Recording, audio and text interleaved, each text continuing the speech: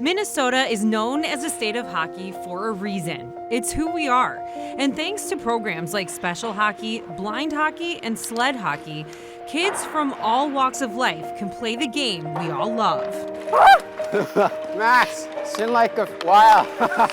But what about kids growing up not just outside of Minnesota, but in other parts of the world? Kids like Sebastien Nevalainen. Sebastien was born in Pestle, Haiti, and life was anything but easy. At birth, he was diagnosed with severe bilateral clubfoot. He also spent many of his childhood years in orphanages. I used my knees to walk. That was mostly it. It just got more painful as I got older to walk. I needed surgery, and the doctors in Haiti couldn't fix my feet, so they decided for me to come to America. So at 11 years old, Sebastien was off to Minnesota, and that's where Alana and Darren Nevalainen come in. We actually had an email forwarded to us through a church that talked about Sebastien being able to come to the U.S. for his surgery. When we read that email, we were like, this is what we're supposed to be doing. So we said yes, and 6 weeks later, he was here.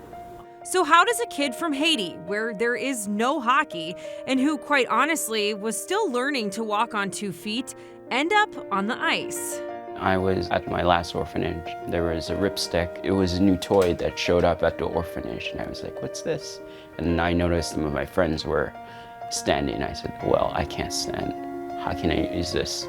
So I sat on it, and I fell over, sideways, because I was like, oh, okay, maybe if I put my feet out straight out, I could have my balance. And I said, okay, maybe I could use my hands to stay on it.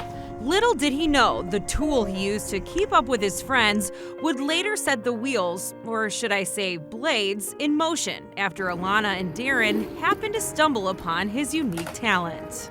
Got a call from his mom, and they showed me a video of him just riding I think a ripstick, or what I know as a skateboard, down the sidewalks. I'm like, oh my God, this kid belongs in a sled on the ice. And it didn't take long for Sebastien to adjust to the new surface. It was 3 weeks in, and I was skating laps, and they were like, who's this kid? Why is he going so fast? It's his first year, and keeping up with the A team. So coach said, forget the C team, we're putting you up to the A team. You ask him to work on stick handling ability, controlling the puck, understanding the game, and every year, every practice, every tournament, he gets better and better. He's quite a player. He's now in his 3rd year with Minnesota Wild Sled Hockey, something he has never taken for granted. It's like having siblings and brothers and sisters. It's really cool. They have the same struggles you do. Before hockey, I was shy and introverted, and when I started playing, I was a little bit more outgoing, just more comfortable in the world. I felt like I could achieve things. As Sebastien gained a family on the ice, he also gained one off the ice when he was officially adopted by the Nevalainens in 2021. 2 people who were there at the start of his hockey journey were now mom and dad, cheering him on from the stands. Being able to watch him has been something that it's been really fun, and it's been really neat for our family to be able to experience that and make the memories and kind of go together. And so it's something that I've cherished.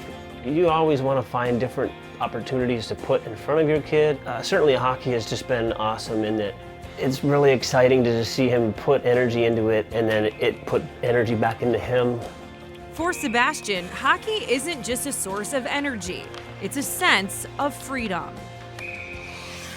The rush of the wind, because you're going super fast, it feels like when you're in a wheelchair, sometimes you can't go as fast and you can't do certain stuff. So sled hockey feels like you kind of broke free of your prison.